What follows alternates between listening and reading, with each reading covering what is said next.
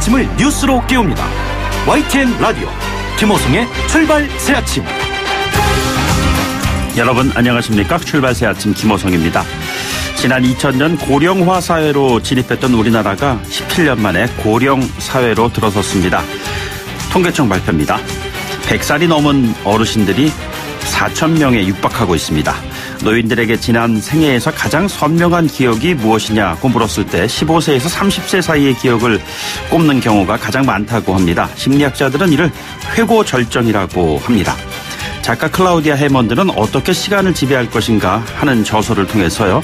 우리가 젊은 시절을 더 잘 기억하는 이유는 첫 직장, 첫 연애와 같은 인생에 있어서 처음 경험하는 사건들이 많기 때문이다. 이렇게 설명하고 있습니다. 사람들은 나이가 들수록 시간이 참 빠르게 흐른다고 느낍니다. 젊은 시절과는 다르게 삶이 지루하고 참신함이 떨어지기 때문이라는 분석이죠. 그리고 젊은 날의 생생한 기억들은 시간 속에서 하나 둘씩 잊혀져 갑니다. 미국의 역대 대통령 가운데 69, 가장 많은 나이의 대통령에 당선된 뒤 93, 가장 오래 살다 간 레이건 대통령은 10년 동안 알츠하이머병에 시달렸습니다. 이제 인생의 황혼기로 여행을 떠난다. 미국민들에게 작별 인사를 하던 모습이 선하죠. 어제 전두환 전 대통령이 알츠하이머병을 앓고 있다는 이유로 재판 불출석 통보를 했습니다. 알츠하이머병 투병 시점은 자서전 출간 이전입니다. 그렇다면요, 기억 상실증에 걸린 사람의 회고록이 되는 셈이죠. 80년 광주 민주화운동 당시 그의 나이가 50살이었습니다. 회고 절정의 시기는 아니었을 테지만 기억은 생생했을 시기였을 텐데, 자, 그렇다면 회고록 집필이 너무 늦은 걸까요? 8월 28일 화요일입니다. 잠시 후 출발하겠습니다.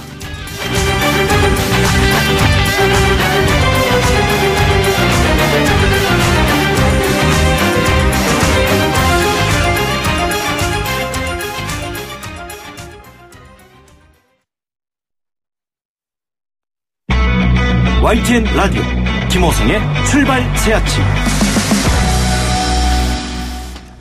네, 지금까지 들어온 뉴스, 오늘 꼭 아시면 좋을 뉴스 정리해드리겠습니다. 시사평론가 이종원 박사 나오셨습니다. 어서 오십시오. 네, 안녕하세요. 예, 문재인 대통령이 국민연금 이슈 관련해서 국가가 지급 보장을 해야 한다, 뭐 이런 언급을 했습니다. 네. 실현 여지 참 궁금하네요. 예, 이번에는 실현될 가능성이 높지 않나 이렇게 생각합니다. 네네. 일단 어제 그 수석 보좌관 회의 때 문재인 대통령이 국민연금 관련해서 국가의 지급 보장을 분명하게 해 국민의 불안감을 해소하는 방안을 적극 검토해 주길 바란다. 네네. 라고 이제 뭐 사실상 지시죠. 예. 지시를 내는 겁니다.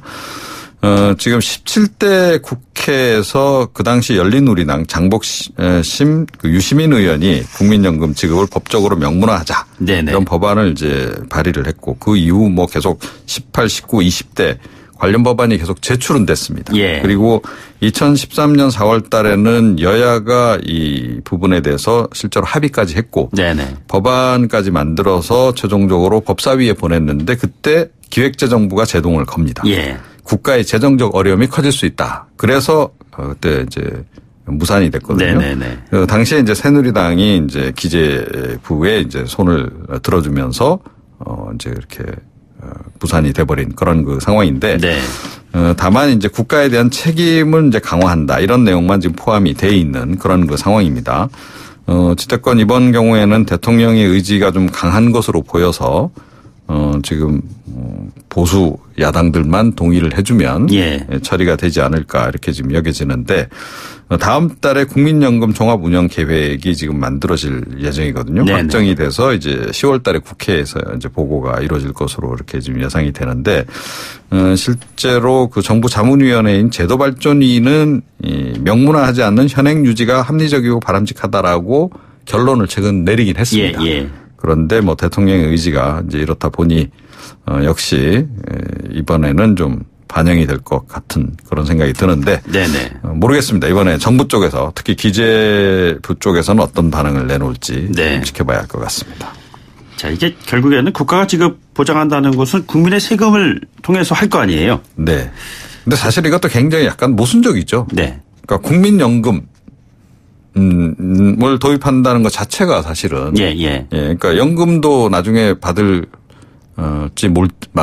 받을지 말지 지금 불확실한 네네. 상태에서 국민 여러분 무조건 가입하세요. 예. 이것도 사실 앞뒤가 안 맞잖아요. 글쎄요. 그렇죠? 예. 네. 아무튼 이 이슈는 뭐 노후의 복지와 연관된 사안인데 진전되는 사안을 한번 저희들도 예의주시하겠습니다. 정부가 강행하려던 남북 연락사무소 개설이요. 곧 될 것 같았는데 또 연기된다는 얘기예요? 네. 이번 주 중에 뭐 개설을 강행할 것처럼 이렇게 네네. 이제 처음에 얘기가 나왔었는데요. 어제 청와대 쪽에서 나온 얘기는 폼페이오 장관의 방북 취소가 이 남북 연락사무소 개소 시기에 아무래도 좀 영향을 미칠 것 같다. 예, 예. 이제 김의겸 청와대 대변인의 이제 정확한 표현은 이렇습니다. 영향이 없다고 할 수 없다. 네네. 이렇게 답변을 했고, 폼페이오 장관 방북과 남북 정상회담 등 그 순조로운 일정 속에서 개설을 생각하고 있었는데 새로운 상황이 발생했으니 그에 맞춰 다시 한번 점검할 필요가 있다라고 설명을 했습니다. 예. 그리고 북측의 반응도 좀 언급을 좀 했어요. 그래서 북측이 아직 이 부분에 대해서 뭐 반응이 없다라고 지금 이야기를 하고 있어서 네네. 북측하고도 추가적으로 뭐 좀 대화를 할 이 부분과 관련해서 좀 그런 생각을 좀 가지고 있는 예. 그런 그 상황입니다. 네네. 그래서 일단 다음 달로 연기가 지금 될 것으로 이렇게 지금 보이고 있는 상황인데 네. 지금 평양 남북 정상회담도 과연 어떻게 될 것이냐. 예. 이것도 지금 다시 한번 좀 관심사로 떠오르고 있는 상황인데요. 네네. 정부는 그대로 뭐 진행한다는 그런 입장이긴 한데 이 부분도 지금 폼페이오 장관 그 방북이 무산되면서 미국하고 사이에 다시 뭐 재조율 과정에 좀 들어간 거 아닌가. 네네. 그런 느낌도 좀 들긴 합니다. 예. 이게 구구절 빼고는 최근에 펼쳐지고 있는 상황에서 날짜가 콕 집어지는 게 지금 없는 것 같아요. 그렇습니다. 네. 정부의 부동산 정책 변화 조짐이 나타나고 있다고요? 네, 그렇습니다. 예. 그동안은 뭐 수요를 억제하는 쪽으로 주로 이렇게 대책을 네네. 만들어 오지 않았습니까? 지난해 이제 파리 부동산 대책 발표 때도 그렇고 그때 이제 뭐라고 얘기를 했냐면 서울 수도권의 공급 여건은 안정적이다. 네네. 그래서 이제 주로 이제 투기 과열 지역에 대해서 억제를 하는 방향으로 그렇게 정책을 이제 계속 집행을 해 왔는데요. 공급을 좀 확대하는 방향으로 약간 선회를 한 예. 그런 것이 지금 나타나고 있습니다. 그래서 구체적으로 2020년까지 수도권의 신규 공공택지 30곳 이상을 추가로 개발한다. 이런 네네. 얘기가 좀 흘러나오고 있습니다. 지난 7월에 이제 신혼부부 주거 지원 방안에서 이제 한 16곳 정도 이렇게 택지를 좀 추가로 공급 확대를 할 것처럼 얘기를 했었는데요. 지금 추가로 한 14곳 정도 더 지금 포함이 되지 않을까 이렇게 예. 생각이 되고 이렇게 해서 공급되는 주택이 이제 새롭게 더 추가된 건데요. 한 24만 2천 가구 정도 예. 이렇게 늘릴 것으로 이렇게 지금 이제 알려지고 있는 그런 그 상황인데요. 네네. 그런데 과연 이것으로 해서 뭐 지금 최근에 많이 들썩이고 있는 특히 네네. 강남 지역이 문제 아니겠습니까? 예, 예. 그 지역의 집값까지 과연 잡을 수 있겠느냐. 네네. 예, 그런 부분에서는 회의론도 지금 적지 않은 그런 상황입니다. 예. 이게 뭐 시장께서 강북의 옥탑방에 계시는 동안 강남의 집값이 뭐 옥탑방처럼 쭉쭉 올라갔어요. 옥탑방에 한 달 계시는 동안에 용산과 여의도의 땅값만 올랐죠. 네네. 자, 걱정이네요. 자, 그리고 은행, 이거 돈 참 빌리러 갈 때 은행 이용이 좀 불편하다 하는 분들이 참 많으셨었는데 이 뱅크 사인이라는 것이 도입됐다 그러는데 이게 어떤 걸 말하는 거죠? 간단하게 말씀드리면 예. 그 인증서 있지 않습니까? 네네. 공인인증서요. 예, 예. 그거 이제 그동안 썼는데 네네. 그 대신에 이제 이것을 대체제로 지금 은행권에서 이제 개발을 한 겁니다. 네네. 은행연합회가 어제 그 15개 참여은행 은행장 시스템 구축을 맡은 그 회사와 더불어서 뱅크사인 출시 행사를 열었는데요. 예. 블록체인 기반의 은행권 공동 인증 서비스 이렇게 보시면 네네. 정확할 것 같습니다. 그 전자서명법으로 해서 공인인증서가 도입된 게 1999년이었거든요. 예, 예. 19년 만에 이제 은행권에서 나름의 이제 대안을 이제 찾은 이제 네. 그런 의미가 좀 있는 것이고. 네네. 현재는 뭐 은행마다 공인인증서 이렇게 내려받아서 PC, 스마트폰, USB 이런 데 저장해서 그렇죠. 가지고 예. 다니면서 이렇게 쓰고 네네. 있잖아요. 그런데 이게 또 사실은 굉장히 또 까다롭습니다. 불편하죠. 비밀번호도 네네. 한참 넣어야 되고. 그런데 이제 이 뱅크사인 같은 경우에는 한 번 등록하면 여러 은행에서 이제 그거로 로그인하고 계좌 이체할 때 예. 사용할 수 있는 그래서 또 이 블록체인의 특성이 또 분산 저장 뭐 이런 거 아니겠어요? 네네. 그래서 인증서의 위변조도 불가능한 그래서 좀 장점은 있다 이런 얘기인데 그런데 그 일부 은행들은 또 이걸 뭐 도입할 계획이 없다 그래요. 예. 그럼 차후에 검토해 보겠다는 거고, 또 개별적으로 또 이렇게 개발해서 사용하고 있는 곳도 있어서, 네네. 이 부분도 좀 통일을 시켜주면 사실은 이용객 입장에서는 훨씬 더 좋은 거 아니겠습니까? 예. 네. 이게 뭐 설치하고 뭐 이러다 보면 늘 좀 불편한데요. 좀 소비자 위주로 좀 이렇게 고쳐졌으면 하는 생각이 좀 듭니다. 네, 오늘 말씀은 여기까지 듣도록 하죠. 오늘 고맙습니다. 네. 네, 지금까지 이종훈 시사평론가였습니다.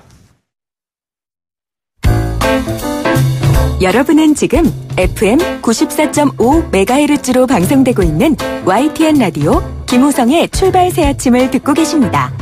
의견 주실 분은 짧은 문자 50원, 긴 문자 100원의 이용료가 드는 휴대전화 메시지 샵 0945, 우물정 0945번으로 의견 남기실 수 있습니다. 네, 지난 주말 더불어민주당의 전당대회가 끝났죠. 예상대로 이해찬 1강이 확인이 됐습니다. 하지만 그 최고위원회에서는 변화에 무게가 실렸다는 평도 나오고 있어요. 40대 최고위원 2명이 선출이 됐죠. 이해찬 대표 체제의 첫 번째 인사로 홍익표 의원이 수석 대변인에 임명이 됐습니다. 여당인 민주당의 새로운 대표 체제와 당정청 협의 그리고 여야 협력까지 첫 출발과 계획을 들어보는 시간을 마련했습니다. 홍익표 수석 대변인 연결하겠습니다. 안녕하십니까? 네, 안녕하세요. 반갑습니다. 홍익표입니다. 네, 의원님 중책을 맡으셨습니다. 네, 과분한 직책이라 그 어려운 시기에 그 최선을 다하도록 하겠습니다. 예. 이번에 그 이해찬 대표가 당선된 그 배경에는 강력한 여당의 안정성 그리고 앞으로의 변화의 열망 이 또 최고위원 당선에까지 영향을 미쳤다. 뭐 이런 총평들이 나오고 있는데요. 당청 관계의 변화도 예고가 되고 있습니다. 일각에서는 청와대 수석들이 긴장하고 있다 이런 얘기가 들고 있는데 정말 그런가요? 아니, 그건 너무 과한 표현인 것 같고요.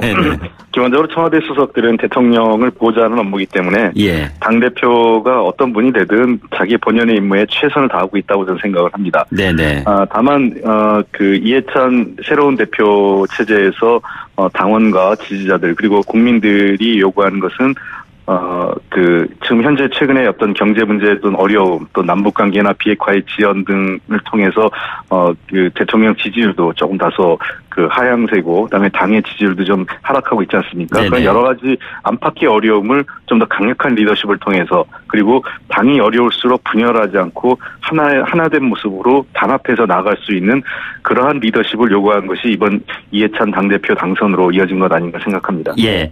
뭐 내부의 이슈는 그렇다 하고요. 그 외부의 그 야당과 또 협치가 중요하지 않겠습니까?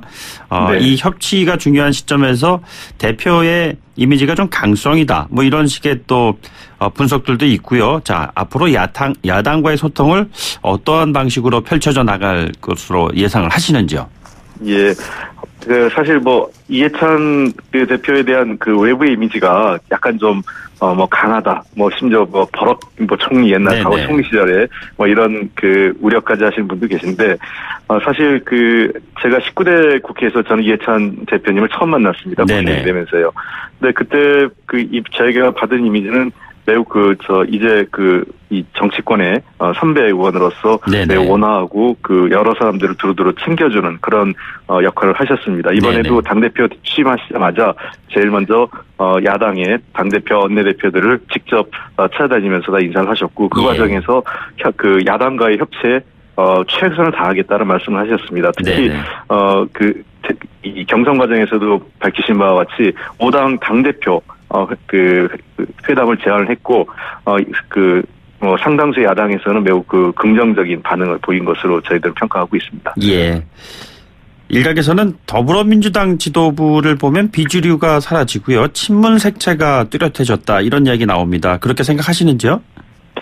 글쎄, 그건 너무 과한 표현이 아닌가 생각되고요. 지금 우리 당에서는 특별하게 이 친문, 비문, 반문, 이걸 나눌 만한 그런 계파의 구분은 없다고 생각을 합니다. 네네. 다만, 이제 우리 당이, 정당이라는 건 사실은, 건강하게 얘기하면 정치적 의견을 같이 하는 사람들의 모임이 있고, 그런 사람들끼리, 자기의 주장과 의견을 관찰하기 위해서 다양한 그룹을 만드는 것은 저는 그렇게 부정적이라고 생각하지 않는데요. 네네. 최근에 우리 당에서는 여러 가지 이제 복지 정책의 방향, 경제 성장 정책, 그다음에 남북 관계 등을 놓고 다양한 의견이 있고, 그런 거에 대한 의견이 개진돼 표출되고 있다고 생각을 합니다. 네네. 당의 리더십은 그러한 다양한 의견을 잘 모아서 하나의 그 통합된 당의 그 안으로 만들어내는 것이 결국 리더십의 역할이 아닐까 생각을 합니다. 예, 그 리더십 말씀하셨는데 그것을 바탕으로 늘 말씀해 오신 민주정부 20년 집권 플랜. 자, 이것을 위한 또 TF도 준비하겠다 얘기를 하시고 그랬는데요. 아직 구성이 안 된 거죠?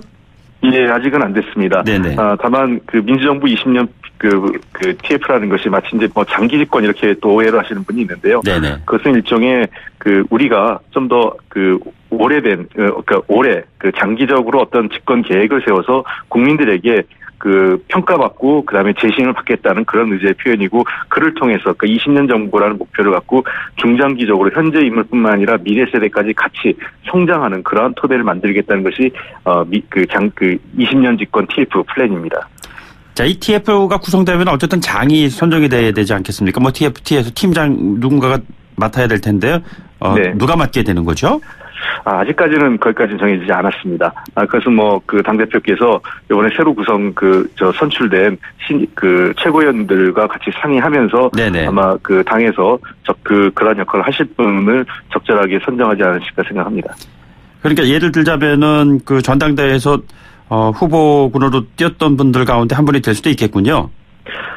아직 모든 가능성은 열려 있으니까요. 그런 그 당대표 경쟁을 했던 분도 가능하고, 또 지금 최고위원 중에 선출되신 분 중에서도 아까 말씀하셨던 40대에서 새로 그 선출된 분들도 계시지 않습니까? 네네. 그래서 이런 여러 그 역량 있는 분들이 있기 때문에 그것은 당내 안팎의 그 의견과 그다음에 그 최고위원들 간, 당대표와 최고위원들 간에서 이렇게 협의해서 누가 TF장이 적절한가는 조만간 선임될 것으로 생각합니다. 근데 어쨌든 이해찬 대표께서는 그 20년 그 집권 TF에 대해서 상당한 그 무게를 실어줄 계획으로 그 계획이십니다. 예.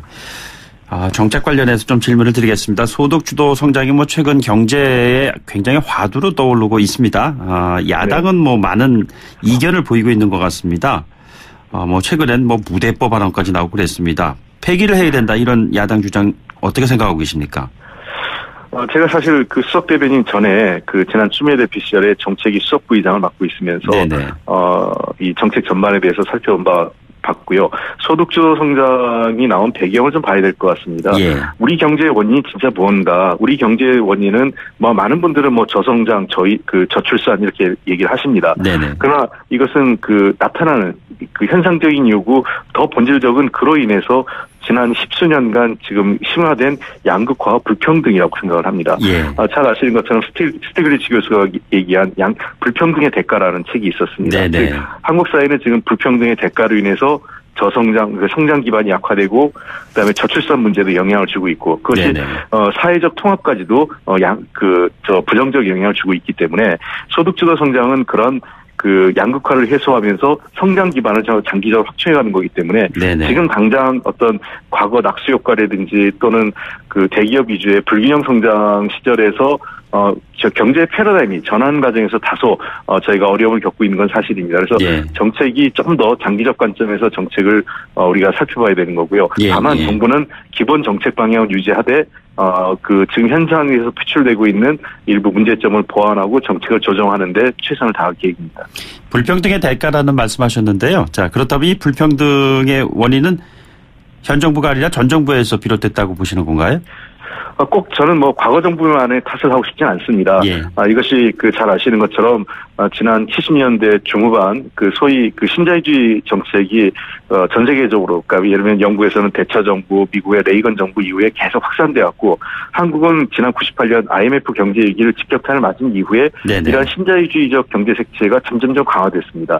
특히 이명박 박근혜 정부 시절에 이러한 신자유주의 정책이 더 드라이브를 걸면서 거꾸로 그것을 보완해야 될 재정이라든지 또는 재정의 확대나 사회적 복지의 보완 등을 전혀 하지 않음으로 인해서 이러한 양극화와 그다음에 사회적 계층 간의 갈등, 그다음에 저소득층의 어려움이 가중됐다, 저는 생각을 하고 있습니다. 예. 지금 소상공인 자영업자들의 반발이 있어 오고 있고요. 또 지금 집회가 계획되고 있는 것도 있고 이런 식으로 계속 반발이 좀 확산되고 있습니다. 자, 이것을 어떻게 보고 계십니까? 소상공인 문제는 제가 지난 그 전반기 20대 국회에서 계속 그 산업통상자원위원회에서 일하면서 네네. 여러 가지 대책을 만들었습니다.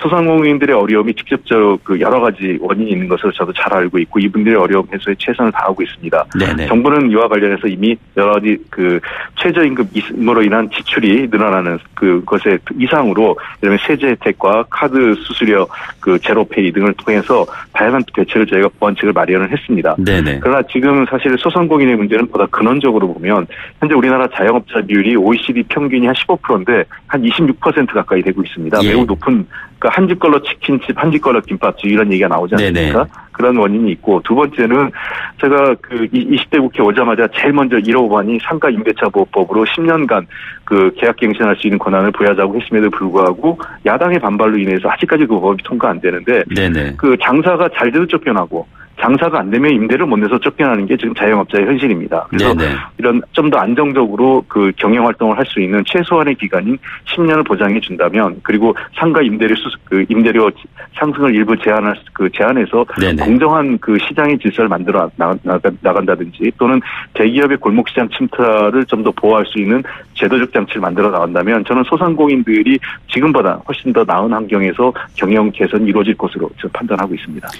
알겠습니다. 그 통계청 자료를 보면은 현재의 경제 상황이 썩 그렇게 좋지 않다는 거를 입증하는 그러한 수치들이 참 많이 나오고 있습니다. 관련해서 통계청장 교체한 부분을 두고 야권에서 좀 비판이 좀 센 것 같아요. 뭐 정권 구미에 맞는 통계 조작을 하겠다는 거냐라는까지 얘기가 나오고 있습니다. 자, 이런 비난 어떻게 보고 계시는지요? 그건 너무 과한 거라고 생각을 합니다. 네네. 지금 어느 시대에 통계를 조작할 수 있는 정부가 있겠습니까? 예. 통계청장을 비롯해서 이번에는 한 7개 부처의 그 차관급 인사가 교체된 것입니다. 네네. 그러니까 통상 차관의 인사는 1년에서 1년 반 정도에 교체되고 있고요. 이번뿐만 아니라 다음에도 차관급 인사가 또 조만간 또 있을 예정으로 제가 알고 있습니다. 예. 이번 통계청장에 그러면 매번 우리가 차관을 바꿀 때마다 경질이라고 표현하는데 뭐 3, 4개월 만에 바뀌었다면 경질이겠지만 1년 3개월 정도 그 근무했기 때문에 저는 정기적 인사 일환이고요. 그리고 문재인 정부에서 그 어떻게 감히 통계적 그 조작을 하겠다고 생각을 하겠습니까? 네네. 지금 그 통계청의 직원들도 자기 업무에 충실하고 그런 통계 조작은 현실적으로 가능하지도 않고 저희가 문재인 정부나 또는 더불어민주당은 그런 거를 그 생각조차 하지 않습니다. 가계소득 관련 통계 수치가 그렇게 썩 좋지 않게 그 나온 그 시점에 왜 그 타이밍에 통계청장을 교체했느냐 뭐 이런 주장이고요. 실제로 좀 물러난 황수경 전 통계청장도 내가 그렇게 말을 잘 듣는 사람은 아니었다 뭐 이렇게 얘기를 했어요. 그러니까 자꾸 이거에 대한 해석이 분분한 것 같습니다. 글쎄요, 물러나신 전 청장께서 어떤 그 이유나 그런지 모르겠지만 저희가 그 말을 잘 듣는 사람을 무슨 장차관에 임명하고 그러진 않습니다. 네네.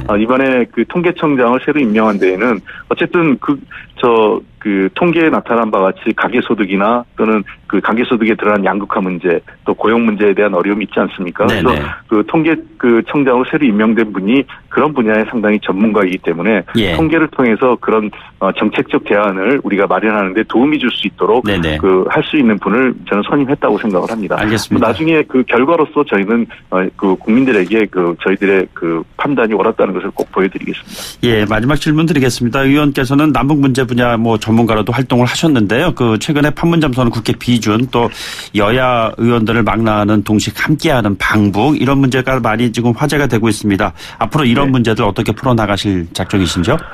예, 지금 그 판문점선언 이후에 약간 북미 관계가 최근에 폼페이오 그 국무장관 방북이 지연되면서 좀 우려를 갖고 있는데, 현재 분위기는 이것이 과거를 그러니까 6월 12일 싱가포르 회담 이전을 회귀하는 것은 아니고요. 네네. 다만 우리가 예상했던 것보다는 속도가 좀 빠르게 나오지 않고 있다 생각을 합니다. 이런 때일수록 우리 정부와 또 우리가 스스로 한반도 문제의 주인이라는 의식을 갖고 이 문제를 풀어가야 된다고 생각을 하고요. 네네. 그런 면에서 정부의 정책 또 정부의 대북 정책을 추진하는 외교 정책을 추진하는 과정에서 이 국회 지원과 협조가 필요하다고 생각합니다. 어제 이해찬 대표께서 야당 대표들을 예방하는 자리에서도 이러한 문제에 대해서 즉 대통령과 함께 방북하거나 또는 국회가 스스로 국회의장 주도로 북한과의 교류 프로그램을 만들어서 야당과 함께 그 대북 문제에 대해서 우리가 그 의견을 낼 수 있고 함께할 수 있는 그런 방안을 만들자는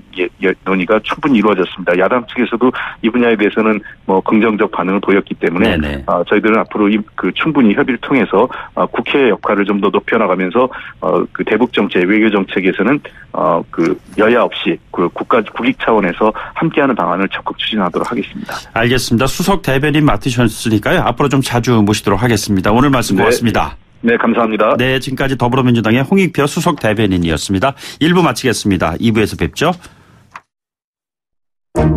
소통의 아침을 여는 공정한 목소리 YTN 라디오 김호성의 출발 새 아침. 네, 출발 새 아침 2부는요. 1부 홍익표 수석 대변인에 이어서 2부에서는 야당 입장 들어보겠습니다. 홍문표 의원을 연결해 보도록 하죠. 잠시 뒤에 연결하겠습니다. YTN 라디오 김호성의 출발 새 아침. 네, 1부에서 집권 여당의 지도부 계획을 좀 들어봤죠. 1야당에서는 새로운 이해찬 대표 체제를 어떻게 바라보고 있는지 궁금합니다. 자유한국당의 사무총장 지내신 중진 의원이시죠. 홍문표 의원 전화로 연결되어 있습니다. 안녕하십니까? 안녕하십니까. 홍문표입니다. 네, 의원님. 집권 여당 당대표 이해찬 전 총리 선출. 자, 한국당 입장에서는 잘 된 겁니까? 아니면 더 어려워진 겁니까? 저는 분명히 진심으로 축하를 드리고요. 네네. 옛날에는 이 충남 이분이 청양 출신이신데. 네네. 그 청양 홍성 예산이 한 선거구였습니다. 네네. 그래서 제가 개인적으로 잘 알고 있는 분인데, 풍부한 정치 경험이라든지 사회적 경험이 계시기 때문에. 네네. 저는 그 협치라는 부분을 행동으로 실천하니 오늘 이 시간까지는 보이기 때문에 네네. 참으로 다행이다. 예를 들면 이승만, 박정희 대통령의 묘역을 어제 참배를 했지 않습니까? 그렇습니다. 예. 그것도 쉽지 않은 일인데 행동으로 옮기는 것을 저희들은 기대를 하면서 환영을 하고 있습니다. 예. 추미애 지도부에 비해서 어떨 거라고 예상하시는지요? 도리어 저는 경륜과 힘이 있기 때문에 그분의 결단과 지금 상황을 파악을 하고 있다면은 네네. 협치가 저는 가능하다 이렇게 생각을 합니다. 예. 그 이해찬 대표는 민주정부 20년 집권 플랜 TF를 준비하겠다 이렇게 밝혔습니다. 자, 민주당 20년 집권론입니다. 어떻게 받아들이십니까? 이제 그런 부분이 자기가 당대표가 되기 위해서 얘기가 나왔었다면 다행인데 네네. 그걸 옮기겠다고 그러면 그건 국민을 무시하는 처사고 예. 현 우리 정치 상황을 모르는 하나의 그 독선적인 발언이 아닌가 이렇게 생각을 하는데 네네. 저는 당선되기 전의 이야기이기 때문에 예. 뭐 협치 쪽에 더 무게를 두고 네네. 당선 후의 거취를 더 지켜보는 그런 상황입니다. 네. 현 네네. 정치 상황을 모르고 하는 얘기다라고 말씀하셨는데 그렇다면 현 정치 상황은 어떤 거를 예상하시는 것인지요? 우리 국민이 먹고 사는 경제가 어느 나라든 가장 중요한 것인데 지금 경제가 상당히 그 불안을 넘어서 위태로운 상황까지 왔는데 네네. 거기에 또 안보마저 아무런 우리의 주장이 허공으로 끝나고 있는 상황에 정권을 20년을 또 더 잡겠다. 그리고 오늘의 잘못된 것이 과거 정부의 탓이다. 이거는 현 실정을 모르는 이야기가 아닌가 이렇게 생각을 합니다. 예, 당 입장에서는 뭐 5년만 하고 말겠다 이렇게 얘기는 할 수 없는 상황 아니겠습니까? 그러나 20년이라는 거는 그건 있을 수 없는 하나의 참 뭐 독선적인 이야기라고 봐야 되는데 그 현실적으로 불가능한 얘기를 하는 것이 그 자체가 문제죠. 예, 예. 네네. 조금 전에 경제 문제 잠깐 언급하셨는데 소득주도 성장 논란 뭐 여전히 거세지 않습니까? 네네. 자, 이 부분에 관련해서 그 어떠한 조언을 좀 주시겠습니까? 당 대표에게. 저는 이 소득 주도를 지금 성장론을 놓고 뭐 이러쿵저러쿵 하는데요. 네네. 결국은 우리 국민이 피부로 느끼는 것은 실패했다 이렇게 결론을 나왔다고 보고. 예.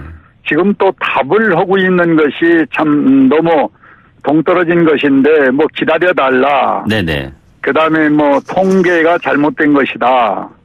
뭐 청와대는 힘으로 계속 상관없이 밀어붙이고 있는데 정부는 청와대가 그러면 직접 나서서 해보시오 하는 태도라고 전 보고 있고요. 예, 예.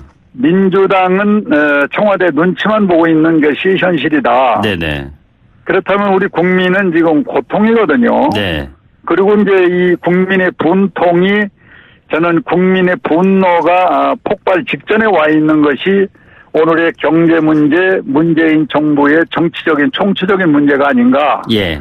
이렇게 나름대로 평가를 합니다. 예. 이해찬 당대표 체제가 들어서면서 그동안 무게중심이 청와대에 가 있었던 것이 그 당 쪽으로 좀 올 것이 아닌가라고 예측하는 사람들이 꽤 많은 것 같습니다. 자, 그렇다면은 야당을 상대로 여당은 어떠한 입장을 좀 가져야 된다고 보시는지요? 지금 지적하신 대로 이분이 그동안 정치적 역량으로 봐서는 청와대가 관여하는 것보다는 네네. 힘 있는 여당 대표로서 도와주는 것이 저는 협치를 이룰 수 있고 국민에게 새로운 정치를 보여주는 것이 되지 않겠는가. 예. 그런데 과거처럼 청와대가 조직과 뭐 정책과 모든 권력을 다 활용해서 당을 지배하고 이래라 저래라 하면은 네네. 저는 협치는 안 될 것이다 이렇게 생각을 합니다. 9월 국회 상황이 그러면 녹록지 않을 것 같습니다. 9월 국회는 협치의 정신을 발휘한다면은 네네. 여당이 먼저 국민의 소리를 듣고 양보할 걸 양보를 하고 네네. 새롭게 가야지 힘이 있다고 해서 과거처럼 밀어붙이는 방식은 예. 저는 통하지 않을 것이다 이렇게 예측을 합니다. 예, 의원님 여당이 양보할 것은 양보하는 거에 대한 1, 2, 3 뭐 순위를 굳이 얘기한다면 어떤 것들이 있을까요? 이 남북 문제에서 다시 시작을 하는 그런 자세를 지금까지는 남북 문제가 실패는 아니지만은 네네.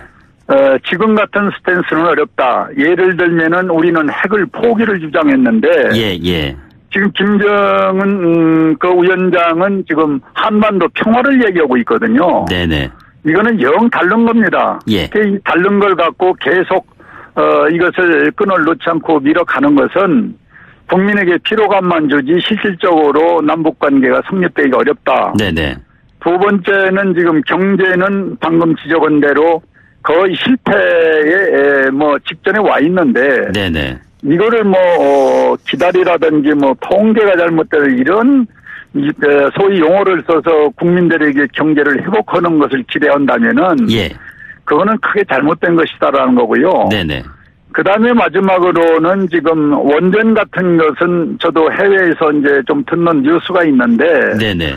한국에서는 버렸는데 왜 이걸 굳이 한국이 해외에서 소위 유치하고 이것을 입찰보기 위해서 저렇게 동분서주는지 모르겠다는 것이 외국에서 우리 한국을 보고 있는 눈입니다. 네네. 그래서 뭐 다 얘기는 못했습니다마는 대표적으로 이런 것들을 이제는 솔직하게 바로 잡아야 됩니다. 예. 그런데 이걸 자꾸 포장을 하고 힘으로 누르려고 그러면은 저는 눌러지지 않을 것이다 이렇게 봅니다. 예, 조목조목 지적을 해주셨는데 첫 번째 지적하신 그 대북 관련 사안으로 좀 세부적인 질문을 좀 드리죠. 그렇다면 판문점 네네. 선언 국회 비준 동의 문제 이거는 앞으로 어떻게 대응을 하실 계획이신지요? 저는 이 문제는 아주 현실적으로 참 뭐 빼놓을 수 없는 가장 중요한 문제 하나인데요. 네네. 이거를 지금 뭐 자꾸 판문점 이제 세 번째 만나신다는 거 아닙니까? 예. 그러면 지금 방금 지적한 대로 우리는 핵 폐기 그리고 핵 폐기를 완전히 하려고 그러면은 핵을 만드는 기술자가 북한에 있지 않습니까? 네네. 이들까지도 통제를 해야만이 핵이 폐기라고 저는 보는 겁니다. 예. 그런데 저쪽에서는 한수를 더 떠서 한반도 평화라는 아주 이상한 논리를 내놓고 마치 또 트럼프하고 같이 거래를 하면서 이게 이루어지는 것 같이 예. 이렇게 하고 있으면은 지금껏 우리가 눈으로 전문가들이 핵 폐기의 조짐이나 확인된 건 하나도 없지 않습니까? 네네. 그래서 저는 이 부분은 솔직하게 정부가 여기에 문제가 걸려 있어서 우리 국민들에게 보고를 하고 네네. 그리고 새로운 어떤 돌파구를 찾아야 된다 이렇게 봅니다. 비준 반대이신가요? 찬성이신가요? 비준을 저는 이 문제가 해결이 안 됐는데 어떻게 판문점 회담에 대해서 비준을 해줄 수가 있겠습니까? 네네. 자, 네네. 그렇다면은 국민 10명 중에 7명이 판문점 선언 국회 비준 찬성한다. 뭐 이런 여론조사는 어떻게 생각하고 계시는지요? 글쎄 그 여론조사는 저는 이왕에 여론조사를 해서 국민의 소리를 들으려면은 여야가 공동으로 하는 여론조사 같은 것을 새로운 방법으로 좀 도입해야 됩니다. 네. 네네. 참고로 말씀드리면요. 여론조사는 한국갤럽이 문희상 네. 국회의장 비서실 의뢰로 8월 21일부터 20일 이틀간 성인 남녀 1,005명 대상으로 전화 면접 조사 방식 95% 신뢰 수준의 표본오차 플러스 마이너스 3.1%포인트 응답률은 14.1%고요. 자세한 내용은 중앙여론조사심의위원회 홈페이지 참고하시면 된다는 점을 일단 청취자 여러분들을 위해서 말씀드리겠습니다. 네네. 자, 의원님 그러면요. 저 이슈를 좀 내부로 좀 돌려서요. 자유한국당 내부 이야기 좀 여쭤보겠습니다. 비대위 출범 한 달이 됐는데 김병준 비대위원장 100점 만점에 몇 점 주시겠습니까? 지금은 뭐 한 70점 정도는 줘야 되지 않겠냐 하는 것이요. 예. 당내 워낙 여러 가지 복잡한 사항들이 현 상황을 파악하는 데 시간이 많이 걸린 것 같아요. 네네. 그리고 이제 변화와 혁신이라는 그 큰 매뉴얼을 지금 아마 짜고 있는 중인데 9월 초순부터는 속도를 낸다고 그러니까 네네. 우리가 좀 기다려줘야 하지 않겠는가 이렇게 생각을 갖습니다. 그러면 변화와 혁신이 즉 9월이 안 돼서 아직까지 이루어지지 않고 있는 건가요?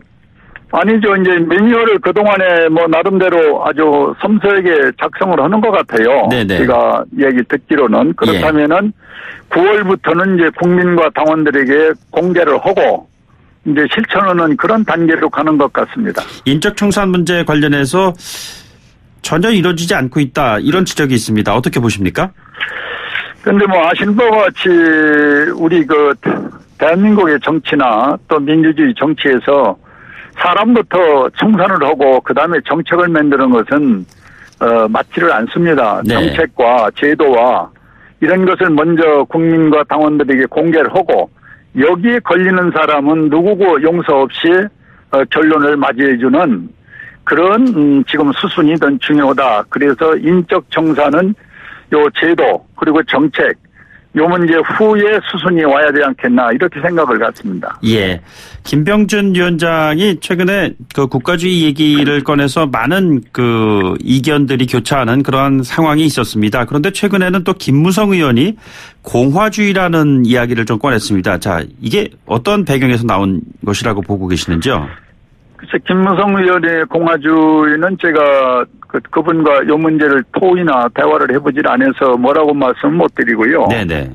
단지 김병준 혁신위원장의 국가주의는 국가가 할 일이 있고 또 각 부처와 그리고 지방자치 할 일이 매뉴얼이 사실은 엄격하게 다 규정이 나와 있습니다. 네네. 그런데 이 대통령이라는 과거의 관례대로 그저 대통령이 한마디 하면 전부 모든 게 되고 모든 게 국가주의로 이렇게 가고 있는 대한민국의 현실은 참으로 안 맞는다. 네네. 그렇다면은 지방정부 들 필요도 없고 각 부처 있을 필요도 없고 대통령 하나가 뭐 통관장까지 다 하는 이와 같은 형식의 정치는 이것은 국가주의의 도를 넘어선 것이다. 이렇게 저희들은 지적을 합니다. 예. 이 공화주의에 대한 질문을 왜 드렸냐면요. 이 이야기는 뭐 이미 예전에 바른미래당의 유승민 전 공동대표가 뭐 했던 이야기고 그래서 이 유 대표를 좀 염두에 둔 발언이 아니었느냐 뭐 이런 해석이 나오고 있습니다. 그래서 여쭤본 것입니다.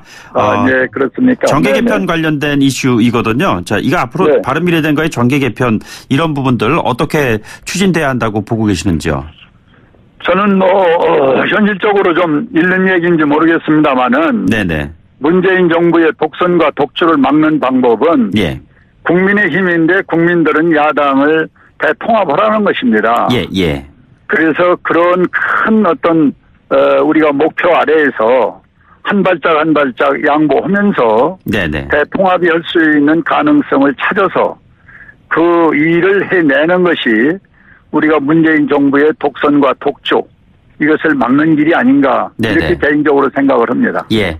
6.13 지방선거 이후에 그 존재감에서 큰 치명타를 입었던 그 야당, 제1야당의 입장에서 앞으로 정계 개편을 주도하기 위해서 어떠한 점을 가장 주안점을 두고 추진해 나가실 계획이신지요? 저희들은 대원칙이 자유민주주의 국가 발전 그리고 시장경제 여기에만 서로 호흡을 갖출 수 있는 그런 소위 정치단체라면은. 네네. 누구하고도 대화를 해서. 네. 폭넓은 그리고 강하면서도 소위 정책이 있는 그런 정당으로 우리가 정치를 해 나가는 것이 우리 당이 지금 한국당에 해야 할 일이 아닌가 이렇게 생각을 합니다. 네네. 네, 이른 아침에 전화 연결 고맙습니다. 오늘 말씀 여기까지 듣도록 하죠. 고맙습니다. 네, 감사합니다. 네, 지금까지 자유한국당의 홍문표 의원이었습니다.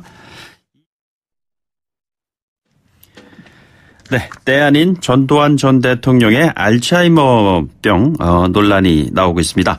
3부에서는요. 이 전두환 전 대통령의 알츠하이머 논란 관련해서 여론의 방향은 어떤지 그리고 청취자들의 의견은 어떠신지 수렴하는 그런 시간을 준비하도록 하겠습니다. 리서치 앤 리서치의 배종찬 본부장이 준비하고 있습니다. 8시 뉴스 듣고 돌아오겠습니다.